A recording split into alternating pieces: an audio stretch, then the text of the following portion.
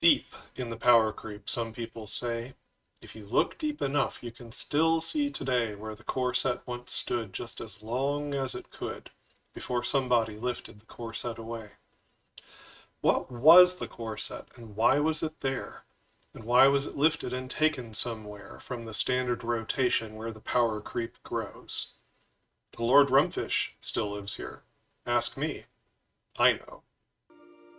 Hello, and welcome to a brand new day of free-to-play here on Magic the Gathering Arena. Get the dish on the latest with me, Lord Rumfish, and this is going to be a different episode today. I would like to talk about the core set and starter sets in general, and talk about why I think they are essential to the game. Absolutely fundamental to the game, not just for new players, especially for new players though, but also established players. In fact, I think the core set is so fundamental that it should be broken into two expansions that both release in the summer. There's a lot to unpack there, so let's get into it. So when I first started playing Magic, I started playing in the summer of 2002. And a couple of my first big purchases were 8th edition and Mirrodin. Now, Mirrodin is like the exciting one, right? It's like, oh, someone will say, oh, I remember Mirrodin, or I wish I'd started buying cards at Mirrodin, or whatever. But what I'd actually like to talk to you about is the core set. In this case, this is the original box that I bought in some on 8th edition. I split this box with a friend. This was my first big Magic purchase. I bought half, he bought half. I kept the box. And even though Mirrodin would shape a lot of my initial impressions of Magic, these cards from 8th edition gave me a fundamental foundation of my starting collection. Good, solid, basic effects that I needed to build decks with, especially for Standard. And I played a lot of casual games too. So, the core set used to be just reprints. Back at the time of 8th edition, it was all reprints. It was around right at the dawn of the time when the new card style came out for how modern Magic cards kind of look now. I still kind of like the old card frame, but anyway. Eventually, they retired the core set, then they brought it back again later, where half the set was new card designs. And I was a fan of the core set even originally. I think having access to good basic effects that are reprints, getting them back into standard rotation, then you get to, swap it out. It doesn't have to be the same core set every year. Means that it rotates just like the rest of standard. And then the new core sets that they put out, where half of them are new card designs and half of them are reprints, man, I loved those. Just loved those. It's kind of loosely set on the plane of Chandelar, but really the designs could come from anywhere.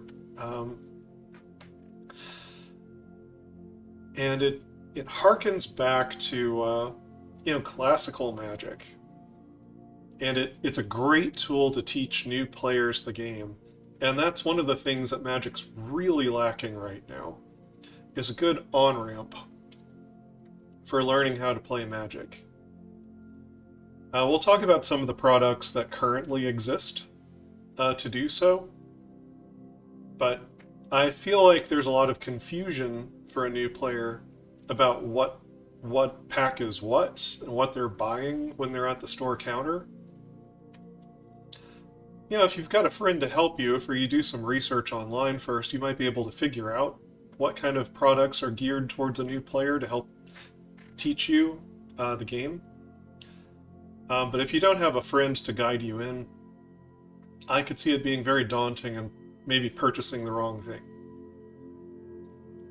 Core sets and starter sets were a fantastic way of advertising on a large scale. This is the product you want at a base level to learn how to play the game, and the cards were relevant in standard. They were part of the standard rotation. So, there's no question about whether you'd be able to play this deck in a tournament or not. Yes, you can.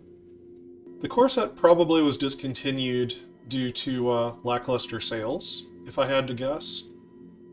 And they tried things to spruce it up. They dropped the white borders on the cards in favor of black bordered cards. Thinking that, that's an aesthetic choice that probably more players enjoy. I won't lie, the black bordered cards, I think, personally, look better. I don't have any problem with the white bordered cards, though. But even that change apparently was not enough to save the core set, or adding new, fresh card designs into the core set. So I'd like to examine maybe some of what went wrong with the core set, why it should be split into 2 expansions that both release in the summer, and why it should be printed even if Wizards of the Coast and Hasbro took a loss on it. Because they theoretically already make products that they take a loss on in order to teach people the game. They're called welcome decks. I don't know if they're still making them. I hope they are. But welcome decks are something that's distributed out for free to local game stores with the express intention of handing out to people who are curious about Magic, learning how to play. You just give it to them for free. It has, maybe it has a rare that's, something like a Shivan Dragon. And nothing too crazy. Mostly it's got a bunch of commons and uncommons. I think typically there are about 30 cards. And yeah, if you play 2 of them against each other, then it does demonstrate the most basic elements of the game. But then where do you go from there? Currently we've got Jumpstart. Now, if you go with the original Jumpstart or Jumpstart 2022, those cards are not standard legal. And again, this is getting into player confusion, where you don't want to overwhelm a new player with, 20 different secret layers, and there are 30 different iterations of this card that exist in different foil treatments and arts and whatever. You want to keep it simple. So if you can show a new player that here, these are the Jumpstart cards that are from the standard legal sets, you can shuffle 2 of them together, play against a friend who's shuffled 2 of them together, makes a deck. I suppose you could theoretically shuffle 3 of them together. If they were all the same color, you could make a bad monocolor deck that was standard legal. You would definitely lose. But you could do it. And so that product is kind of an on-ramp, sort of, except that it's not very popular. It's not as well designed as the original Jumpstart or Jumpstart 2022. And that means it's less likely for an enfranchised player to want to teach someone the game using those cards.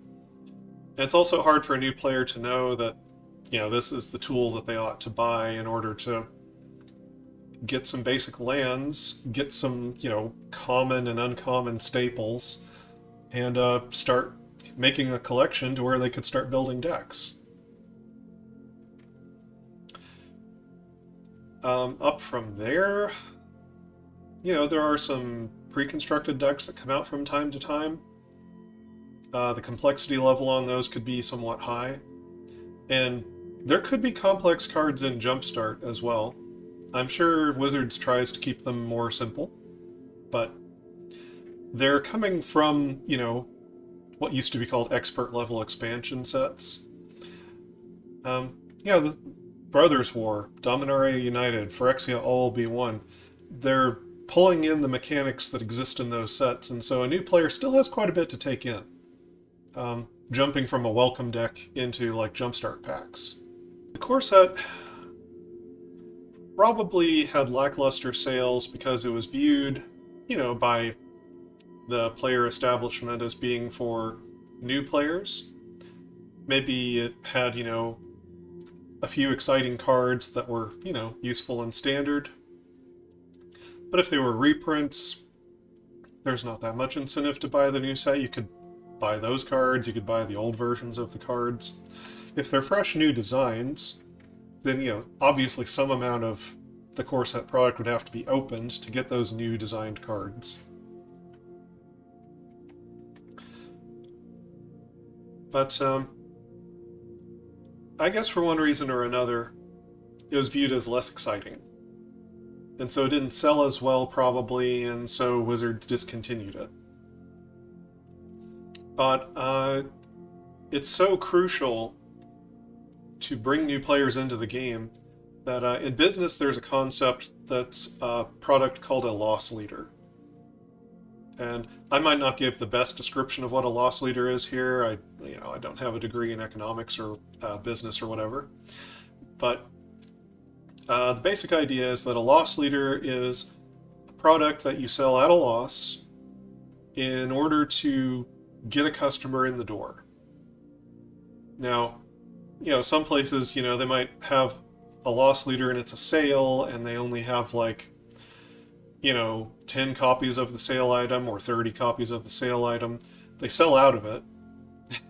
More people come to the store and say, oh, we don't have this anymore, but hey, we have these other sales going on today. Which is a little bit more of a bad faith loss leader. In this case, I'm talking about a loss leader that gets them in the door in order to try your product. Just try it. Just start using it. And then they want to keep going with the product and they want to get the more, complex, splashy, shiny versions of the product as they continue to play. But you have to get them in the door. You have to get someone to learn to play the game first. And it's a very complicated game. Even for people who've been playing for years, if you take a break from Magic for 5 years and come back, a lot's changed.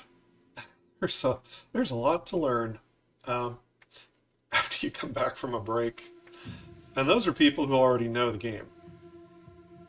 It's even more complex if you're just starting fresh. So, the loss leader, and it doesn't have to be a loss leader. They could make a product that sells and does well, and there'd be nothing wrong with that. But let's just assume that they put this out knowing that it could be less popular, but they make it because it's crucial to grow the player base. And growing the player base is crucial to keeping the game alive in the long run and to keep it growing in the world. And that's so important to the game, it's so necessary to the game, that you put the product out there whether it sells well or not, whether you make a profit on it or not, because you must get new players into the game. And once they start, those new players will go on to buy the rest of your products. And it doesn't matter that you made a loss on the core set. What do I mean by breaking the core set into 2 expansions that both release in the summertime? So if you've been playing Magic for a while, then you know that there's kind of a gap in the big expansions that happens between kind of late spring and lasting until late summer, early fall. And it's kind of a dead zone where Standard gets a little bit stale as a format. They tried to break that up this year a little bit with Aftermath, but I think part of the problem with Aftermath, I mean, it had many problems, and I went into detail on that in a different video, but um, they released it too soon, too close to the release of March of the Machine. It felt like it was right on its heels. So it didn't have breathing room. And it was, it had some issues with the public perception of it. I don't want to get into all the details on that, Pinkertons, whatnot. And then it was a small set, so the impact it has on standard is somewhat limited, and a lot of the card designs seem like they're geared towards Commander rather than standard, even though it's standard legal. Myriad problems. And then it was quickly overshadowed by Lord of the Rings coming out, which is not a standard legal set. In terms of whether Lord of the Rings is a good on-ramp for new players, I would say it's actually pretty complicated. The mechanic of the ring tempts you is a whole thing you have to keep track of that does not have an in-game object. You have to get a special little card that sits over to the side and it's just a status effect. If you don't have that card, that describes what the ring tempts you does, then it's kind of like a dungeon from Adventures in the Forgotten Realms. The new player's like, what the heck is this? Venture into the dungeon? What's a dungeon? What is the ring tempts you? What does that even mean?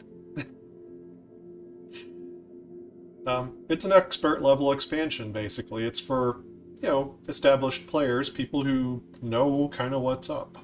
That's not to say it's not going to bring new players in. It will. It will. But was it the best way to do so? Well, it's debatable. Just drawing interest into the game from the cross-section of Lord of the Rings and Magic was probably pretty good. Even if a lot of new players don't know what the heck the cards mean, or it's not the easiest way for them to learn, just sparking the interest might be enough. But how could summer have gone in a different world, where we have a design philosophy and a set release philosophy, where we believe creating products for a new player are essential to the game and its health? And this is where I think the core set should be broken into two pieces, and they should both release, a few weeks apart from each other in the summer. One should be a reprint set, and it should be standard legal. And it will be just like the core set of old, except that the other part of the set is a starter set, kind of like Starter 1999 or Portal. And those have new card designs. And it's not a reprint set. And what this would do, by breaking it into two, is that some of the restrictions on the reprints in the core set don't have to exist anymore. Right? Normally in the core set, because it's a product geared towards new players, the complexity has to be low, and the complex cards have to be pushed up to rare and mythic. Even if the cards don't really feel like rare or mythic cards. They can't exist at lower rarities if they're complex. And if there are too many mechanics floating around or it gets too wordy, it might not be able to make it in the core set at all. And this is where a dedicated reprint set coming out in the summertime that was standard legal would solve that problem. You could reprint cards that, as long as you're comfortable having the mechanic in standard, as long as you don't think it's too complicated for, the entrenched players, the experts, then you can print whatever you want at whatever rarity you want, and the set can be complex. And if it doesn't have to be draftable, if it's just to put reprints into the hands of players for standard, you don't even have to make draft boosters, and it doesn't even have to work for draft. It could be a bunch of disparate mechanics, and you just sell it in, like, I don't know, set and collector boosters or something. And that would be fine. If you want to make it draftable, you could. That would be okay. I don't have a problem with that. But you don't have to. You could make it more like Aftermath, except it's reprints. Don't focus on the drafting of the set. Just focus on what reprints you'd like to see put into standard. And that would solve part of the equation of the core set right there. And it would fix some of the constraints that the reprints had going into a core set. And doing that frees up the other part of the core set to be a starter set. And I loved the designs of all the new card designs in the recent core sets. Those are some of my favorite part of the core set to me, where the new card designs are these clean, simple, wonderful cards. So even myself as an established, entrenched player, I love the core set. I love those clean card designs. They're simple. They're elegant. They're easy to wrap my head around. I love having that in standard. And you could make a dedicated, starter set that's all new card designs, geared towards new players, and those cards are standard legal. And anyone who's played the game knows that a simple card is not necessarily the same thing as a weak card. If there was a card that was like a blue and a colorless sorcery, create a 1/1 merfolk, draw a card, that would already possibly be playable in standard. If you did it as a vertical cycle, where it was, an uncommon was 2 blue, 2 colorless, make 2 1/1 merfolks, draw 2 cards, that would probably turn a few people's heads. That's hearkening back to Muldrifter and some other cards like that. Control players would probably definitely give that card a look. But it's a simple enough effect, the new player easily grasps what's happening with the card. And doing things like, horizontal cycles across colors and then vertical cycles within a color, that's a great teaching tool for a new player. There are so many really basic concepts of the game that a lot of you out there who are established players may have forgotten that you had to learn it at one time. You think it's just so fundamental that you've forgotten that it needs to be taught. So something that a vertical cycle like that would do is it shows a player the difference between having multiple effects on a single card for a greater mana cost. A new player might say, well, why don't I just play 2 of the common? It does the same thing as the uncommon, and that's where an established player can come in and teach them, well, it's those 2 cards put onto 1 card. It only takes up 1 slot in your deck. And that 1 card nets you 2 cards, instead of each of these 1 cards replacing themselves for 1 card. So there's all kinds of, the light bulb clicks on moments for new players when you introduce cycles like that, vertical and horizontal. And really clean, simple card effects like that will give new players all those light bulb moments where they're like, oh, this card does the job of 2 cards in 1. It's great to see that moment when you're teaching someone Magic. It's a wonderful thing to see them start putting it all together and then creating their own decks and figuring out things like card advantage and tempo and synergies. It's a beautiful thing. And Magic needs a simple set, a simple expansion that the cards are legal in tournament play for, because new players are not stupid, right? They're not just casual players.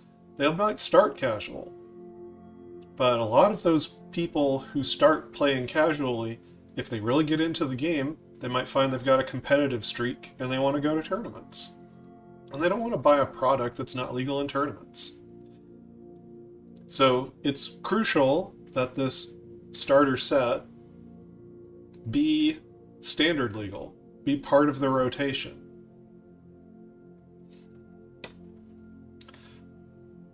And I think this is just, it's necessary. It's what the game needs. It would be so wonderful. And I would love it as an established player. I can't speak for other, players who've been in the game a long time, but I can speak for myself. I would love for a simple starter set like that to release in the summer. And obviously the starter set, you want it to be draftable. You want it to be good for sealed deck and draft. You want it to have, if you're going to keep doing Jumpstart, you want it to have Jumpstart boosters. If you don't have Jumpstart, maybe you want to make some pre-constructed decks for it. It's that set, you want it to be playable. Playable in every way you can. And I think for that starter set, this is going to be a controversial opinion here, but I think it should just release in like draft boosters and like pre-constructed things of some variety. I don't think it should have like set boosters and collector boosters. It's not because I hate the idea of set boosters. Collector boosters are maybe a bit of a scam, but set boosters, at least theoretically, are something that, someone who doesn't want to play draft, have some product for someone who doesn't want to play draft kind of makes sense. But it's so crucial for the new player not to be confused that I think they should go back to the old model of, if you buy boosters, it's one booster. One booster. No confusion. This is the starter set. This is a booster of the starter set. It's draftable. Comes in 15 card packs. No confusion. New players know what they're getting. That's why you don't have set and collector boosters for this starter set. You want it to be for new players, and you don't want to confuse those new players. So don't try to monetize it. It's a loss leader, like I said. You want to teach people the game. So just put those foil cards into the draft boosters. Maybe increase the frequency a little bit. That's fine. Foils are not confusing. Foils are just shiny. Don't do alternate art, though. One piece of art for every card. You don't want to confuse new players by forcing them to memorize different card layouts. And when they learn a card, you want them to recognize what it is when they see it across the table from you. You want them to recognize the piece of art, and once they've memorized the card, they recognize the card. It's a shortcut. It's, a mnemonic device where suddenly the game has become simpler for them. It's more comfortable. They start to feel like they know what they're doing. So, foils, fine. Put them in the draft boosters. Do not make alternate art versions of the cards. And don't make alternate types of boosters. One booster. Draftable, draft and sealed booster of this starter product. Comes out in the summer. And then alongside it, a few weeks apart, a reprint set. Reprint set may or may not be draftable. Doesn't have to be. It's just a reprint set. Those would break up the monotony of summertime for established players. Gives them something to do. And for me, a simple set like that is a breath of fresh air. I love going back to basics. Doing like One of my favorite memories is a sealed event that I did for ninth edition. I got a heck of a sealed pool for this ninth edition draft. I believe I got Plague Wind in the pool, so I made this green-black deck. You know, I had like Scaled Worm and Giant Spider, and it was like a big ramp deck. It was go big. So I stalled the board, played all these gigantic creatures, and then my end game was Plague Wind, attack for the win. I loved it. I loved that sealed event. Going back to basics can be wonderful. And just having anything release in the summertime, between your spring expansion and your fall expansion, that's going to liven up Standard. And like I said, some of the starter cards can be powerful. Simple and powerful, are not at odds with one another. Lightning Bolt is simple. It's a very simple card. New players very easily grasp what a Lightning Bolt does. Or the Merfolk card example that I gave you with the vertical cycle. Yeah, it's not hard at all to imagine some very simple card designs that would also potentially impact Standard. I think it would be an amazing idea. A way to kind of save the core set, at least the spirit of it, by breaking it into its component parts. The reprints, which are no longer hampered by having to be simple. You can increase the complexity of the reprints. You could even make it where it's not a draft environment. You save that aspect of the core set, and then the other aspect of the core set gets to focus on being a great play experience and teaching the game, and teaching all of the fundamental aspects of the game in its design. And that, to me, would be the ideal thing for Magic to start doing in the summertime. Let me know if you agree with me. Let me know what you think.